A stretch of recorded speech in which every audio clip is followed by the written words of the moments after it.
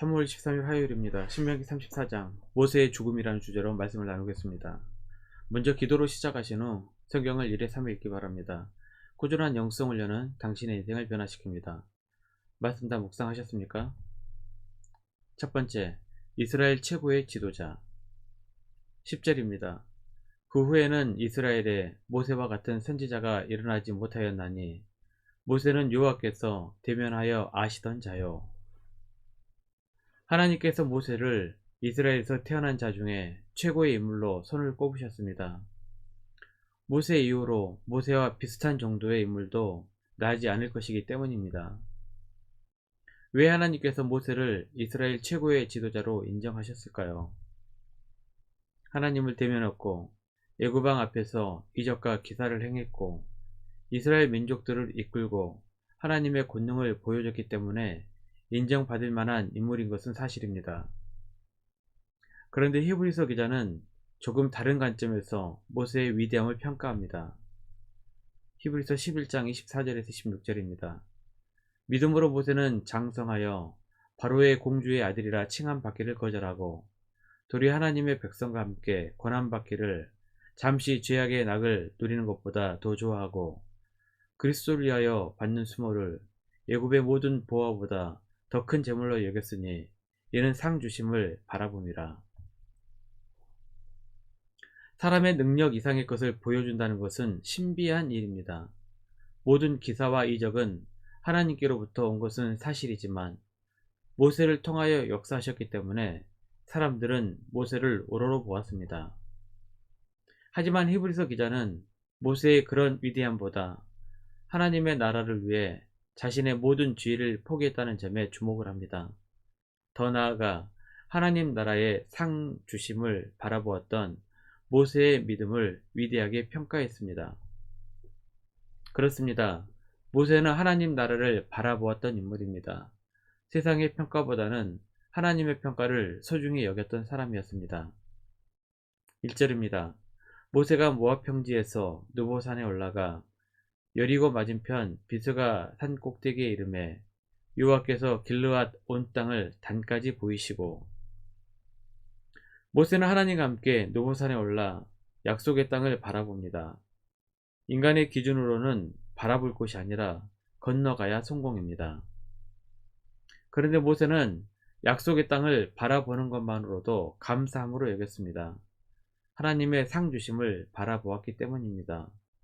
모세의 위대함이 바로 여기에 있었던 것입니다.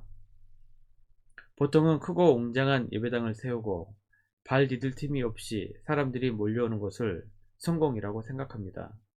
하지만 하나님의 사람들은 하나님의 나라를 위해 이름도 없이 빛도 없이 헌신하는 것 자체로도 행복합니다. 하나님의 상 주심을 바라보기 때문입니다. 두 번째, 모세의 죽음의 의문. 6절입니다. 벳볼 맞은편 모압 땅에 있는 골짜기에 장사되었고 오늘까지 그의 묻힌 곳을 아는 자가 없느니라. 모세는 120세 일기로 죽었습니다. 모세가 120세가 되었을 때 주변 사람들은 모세가 눈이 흐리지 않았고 기력이 쇠하지 않았다고 평가를 합니다. 이사야 40장 31절입니다. 오직 여호와를 앙망하는 자는 새 힘을 얻으리니 독수리가 날개치며 올라감 같을 것이요 다른 박질하여도 곤비하지 아니하겠고 걸어가도 피곤하지 아니하리로다. 하나님의 사람이었고 늘 하나님과 동행했으며 하나님을 간절히 사모했던 모세는 죽기 직전까지도 하나님께 힘입어 살았습니다. 사랑하는 성도 여러분, 우리도 늘 주님을 앙망하며 죽는 날까지 강건하시기를 기도합니다. 모세가 죽는 것을 본 사람도 없고 그의 시신도 찾을 수 없었습니다. 그리고 모세가 죽기 직전까지 매우 건강한 상태였다는 것을 알 수 있습니다. 그러다 보니 모세의 죽음에 대해 많은 의문이 듭니다. 과연 모세는 죽은 것일까? 아니면 하나님께서 엘리야처럼 데리고 가신 것은 아닐까? 이러한 많은 논란이 있는데 성경은 분명히 죽었다고 기록을 하고 있습니다. 5절입니다. 이 여호와의 종 모세가 여호와의 말씀대로 모압 땅에서 죽어 아무리 위대한 인물이라도 사람은 죽습니다. 히브리서 9장 27절입니다. 한 번 죽는 것은 사람에게 정해진 것이요 그 후에는 심판이 있으리니. 누구라도 한 번은 죽습니다. 그렇기 때문에 살아있는 동안 모세처럼 하나님 나라와 상 주심을 바라보며 사는 인생이 되시기를 바랍니다. 모세가 죽었다는 것은 확인이 되었지만 모세의 무덤을 아는 자가 없다는 것도 참으로 의아한 일입니다. 구약의 위대한 인물들은 대부분 장지가 알려져 있습니다. 아브라함과 이삭과 야곱과 요셉의 무덤뿐만 아니라 모세의 형 아론의 무덤도 잘 알려져 있습니다. 그런데 모세의 무덤만은 가리워져 아무도 찾을 수가 없습니다. 어떻게 된 것일까요? 유다서에서 어느 정도의 힌트를 얻을 수 있습니다. 유다서 1장 9절입니다. 천사장 미가엘이 모세의 시체에 관하여 마귀와 다투어 변론할 때 감히 비방하는 판결을 내리지 못하고 다만 말하되 주께서 너를 꾸짖으시기를 원하노라 하였거늘. 유다서 1장 9절 말씀으로 상상을 해봅니다.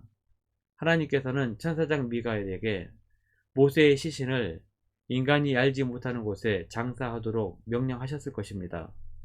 그런데 마귀가 천사장 미가엘을 막아 이스라엘의 가장 위대한 지도자의 묘를 잘 만들어야 한다고 다툼을 벌입니다. 마귀의 의도는 무엇이었을까요? 후대 이스라엘 백성이 모세의 무덤을 우상화시켜 죄에 빠뜨리려고 했을 것입니다. 하지만 천사장 미가엘은 하나님의 명령대로 모세의 시신을 숨겨 후대 사람들이 모세의 무덤을 숭배하는 것을 막았던 것이 아닐까요? 인간은 사나 죽으나 숭배의 대상이 절대 될 수 없습니다. 아무리 위대해도 기억하고 기념할 수는 있지만 조상신이 될 수는 없습니다. 우상일 뿐입니다. 모세는 하나님과 동행하다 죽었습니다. 하나님의 부르심에 순종하여 살았던 모세는 변화산에서 예수님과 엘리야와 더불어 한 번 더 등장을 하게 됩니다. 마태복음 17장 3절입니다. 그때 모세와 엘리야가 예수와 더불어 말하는 것이 그들에게 보이거늘. 모세는 율법을 대변하고 엘리야는 선지자를 대변합니다. 예수님은 율법과 선지자의 완성이십니다. 마태복음 5장 17절입니다. 내가 율법이나 선지자를 폐하러 온 줄로 생각하지 말라. 폐하러 온 것이 아니요 안전하게 하려 함이라. 말씀 요약합니다. 모세는 율법이라는 하나의 축을 소개했습니다. 이 율법은 예수님을 통해 완성이 되게 됩니다. 모세는 죽었지만 모세를 통해 소개된 하나님의 법은 지금 우리에게 귀한 믿음의 유산이 되었습니다. 말씀 가운데 굳게 세워지는 성도님들이 되시기를 축복합니다. 1년 성경 일독 주간기획입니다. 오늘은 화요일 사무엘하 1장부터 3장까지 말씀을 묵상하시고 내일은 제 개인적인 일로 하루 쉬게 됩니다. 그래서 사무엘하 4장에서 6장까지 수요일날은 이 말씀을 묵상하시며 개인 기도의 시간을 가지시길 바랍니다. 3월 중보기도 제목입니다. 5가지 기도의 제목을 놓고 천천히 하나님과 교제의 시간을 가지시길 바랍니다. 가정에서 기도하시기 힘드신 분들은 교회 나오셔서 주중 기도의 시간을 이용하시면 됩니다. 주중 기도회는 새벽 6시부터 밤 10시까지입니다. 하루 30분씩 최선을 다하시기 바랍니다. 그러면 여러분의 삶이 변화될 것입니다. 영상을 다 보신 분들은 확인 문자를 보내시거나 유튜브에 댓글로 달아주시면 정기적인 영성 훈련에 도움이 될 것입니다. 오늘 하루도 승리하시기를 기도합니다.